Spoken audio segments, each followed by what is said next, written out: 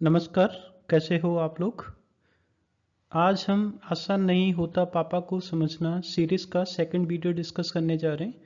मैं उम्मीद करता हूँ आपने फर्स्ट वीडियो देखा होगा, बट अगर आपने नहीं देखा है तो पहले आप वो देखिए और उसके बाद में इस वीडियो को देखना।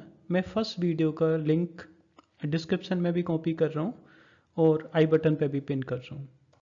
तो जैसा हमने फर्स्ट वीडियो में देखा था, दीपक एक गांव में रह के पढ़ाई करता था।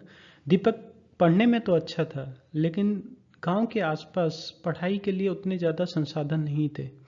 और क्योंकि दीपक के पिताजी एक किसान थे तो उनके पास में उतना पैसा भी नहीं था। लेकिन दीपक की पढ़ाई को मद्देनज़र रखते हुए सभी घर वालों ने ये डिसाइड किया कि हम दीपक को एक बोर्डिंग स्कूल में भेज देंगे। और आप शायद जानते होंगे, बोर्डिंग स्कूल में रहने का भी, खाने पीने का भी अरेंजमेंट होता है और वहीं पर पढ़ाई होती है। बट उनकी फीस थोड़ी ज़्यादा होती है। और क्योंकि दीपक के पिताजी एक किसान थे तो उनके लिए इतनी फ़ीस का इंतज़ाम करना भी थोड़ा मुश्किल था। बट फिर भी उन्होंने बोला नहीं, फ़ीस का इंतज़ाम करेंगे और दीपक की पढ़ाई में कोई समझौता नहीं करेंगे। जैसे तैसे करके उन्होंने फ़ीस का इंतज़ाम किया और दीपक को बोर्डिंग स्कूल के लिए लेके रवाना हो गए। दीपक तो बड़ा खुश था, उसे लग रहा था कि मतलब बहुत मज़ा आने वाला है। लेकिन जब दीपक बोर्डिंग स्कूल पहुंचा, वहाँ पे उसका एडमिशन कराया और जब उसके पिताजी वापस घर लौट के आ गए, उस दिन दीपक को समझ में आया कि होम सिकनेस या फिर घर से दूर रहने की जो एक तड़प होती है, एक जो दर्द होता है, वो कितनी दिक्कत देता है, कितना पेनफुल होता है। बट दीपक को पता था कि उसके पिताजी वापस लौट के घर जा चुके हैं और उसके पास में अभी अपने पिताजी से बात करने का या अपने घर वालों से बात करने का कोई भी चारा नहीं है। तो दीपक को इंतज़ार करना पड़ा उनके पिताजी के आने का। जो एक वीक के बाद में जब दीपक के पिताजी उससे मिलने के लिए आए, तो दीपक 7 दिन में इतना परेशान हो गया कि उसने पिताजी को बोला कि उसने पिताजी को कुछ बोला ही नहीं। एक्चुअली वो रोने लग गया। दीपक के पिताजी से ये देखा नहीं गया। तो दीपक के पिताजी ने दीपक को बोला कि देखो, अगर आपको यहाँ पे इस बोर्डिंग स्कूल में रहने में परेशानी है तो कोई दिक्कत नहीं है और हम वापस घर चल सकते हैं। और ये बात कहते हुए दीपक को और उसके पिताजी को, दोनों को ये बात मालूम थी कि अगर उन्होंने ऐसा किया तो जो बोर्डिंग स्कूल वाले हैं वो उनकी बिल्कुल कोई भी फीस वापस नहीं करेंगे। उन्होंने जितना भी पैसा फीस में दिया है वो सब चला जाएगा। और दीपक को ये सोच के इतनी हैरानी हुई कि उन्होंने उसके पापा ने जो फीस जमा की है उसको देने के लिए उनके पास में पैसे नहीं थे, फिर भी उन्होंने फीस दी। आज वो दीपक की खुशी की खातिर वो सब पैसे का नुकसान झेल कर और दीपक को वापस ले जाने के लिए भी तैयार हो गए। तो ये दीपक के जीवन की तीसरी बड़ी घटना थी। और अच्छी बात यह है कि दीपक ने डिसाइड किया कि नहीं, वो बोर्डिंग स्कूल में ही कंटिन्यू करेगा। और उसका रीज़न ये था कि हाँ, मुझे तकलीफ़ हो रही है, दीपक ने ऐसा बोला, बट यहाँ पे मेरी पढ़ाई अच्छी हो जाएगी और कल के दिन अगर मैं पढ़ाई अच्छी कर लूँगा तो मैं अपने घर की और अपने आसपास के लोगों की कुछ तो मदद कर पाऊँगा, कुछ तो स्थिति बदल पाऊँगा। धीमे धीमे दीपक का मन लग गया बोर्डिंग स्कूल में, उसके वहाँ पे फ्रेंड्स बन गए, उसकी पढ़ाई अच्छी चल रही थी।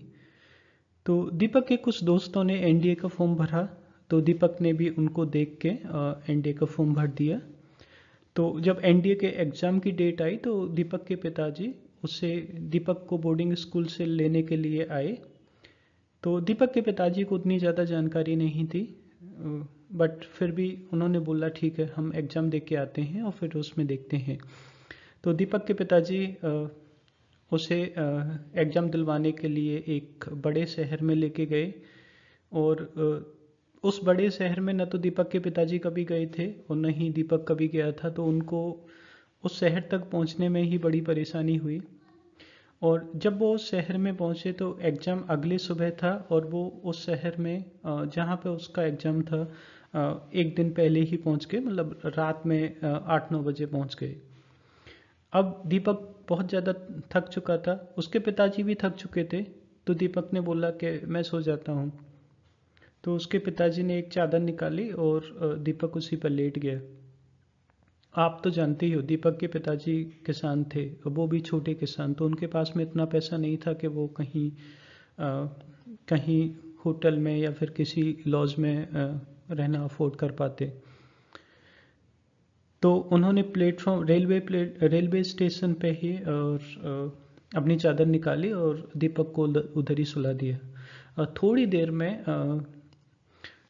एकदम से डंडे मारने की आवाज़ आई, तो दीपक की एकदम से आंख खुली तो उसने देखा कि वो पुलिस वाले खड़े हुए थे और बजाय के वो लोगों में डंडा मारने के वो ज़मीन में या फर्श पे डंडा मार रहे थे। और ये भी मैं मानता हूँ पुलिस वालों की इंसानियत है कि उन्होंने सोते हुए बच्चों को या फिर मतलब किसी भी व्यक्ति को डंडा नहीं मारा। उन्होंने बस पुलिस वालों ने लोगों से बस इतना बोला कि आप यहाँ पर रेलवे प्लेटफॉर्म पे या फिर रेलवे स्टेशन पे नहीं सो सकते, तो आपको प्लीज़ यहाँ से जाना पड़ेगा। अब दीपक थक चुका था और जब उसे पता चला कि ये यहाँ पे उससे रात में सोने भी नहीं देंगे, तो दीपक ने अपने पिताजी को बोला कि अगर मैं सो ही नहीं पाऊंगा रात में तो सुबह मैं अपना एग्ज़ाम कैसे दूंगा। और इसी वजह से दीपक के पिताजी ने आनन फानन में डिसाइड किया कि ठीक है, हम किसी होटल में कमरा लेने का ट्राई करते हैं। तो वो एक रिक्शे वाले को लेके और उन्होंने अगल बगल के होटल का निरीक्षण करना शुरू किया। वहाँ पे देखा क्या कोई ऐसा होटल है जहाँ पे हम रुक सकते हो। तो वो पहले होटल में गए, लेकिन उनका जो एक दिन का वो इतना महंगा था कि दीपक के पिताजी ने कहा कि नहीं, इतना तो हमारे पास पैसा ही नहीं है।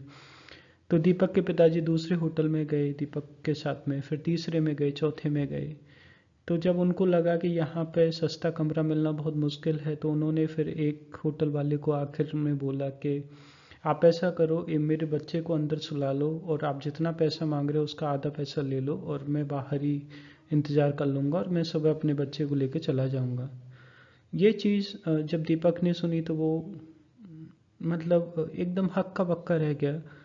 उसे पता था कि उसके पिताजी उसके लिए अच्छे हैं, लेकिन इतने अच्छे हैं इसके लिए उसे एक धक्का लगा। बट अच्छी बात ये रही कि जब उन्होंने कुछ और होटल्स को विजिट किया तो वहाँ पे एक होटल मिल गया जिसने उनके ही बजट में और उनको कमरा दे दिया, जिसमें दीपक और दीपक के पिताजी दोनों आराम से अपनी रात दोनों ने आराम किया और सुबह कमरा खाली करके वो अपना एग्ज़ाम देने चले गए। आपको ये वीडियो कैसा लगा आप हमें कमेंट करके बताइए। आप ये अपने दोस्तों के साथ में इसको शेयर कीजिए और ये चैनल को सब्सक्राइब कीजिए। आप चाहो तो हमें अपनी मदर के लिए, अपने फादर के लिए क्यों ग्रेटफुल होना चाहिए, उसके 2 वीडियो मैं पिन कर रहा हूँ, आप उनको भी देख सकते हो। Stay blessed and happy.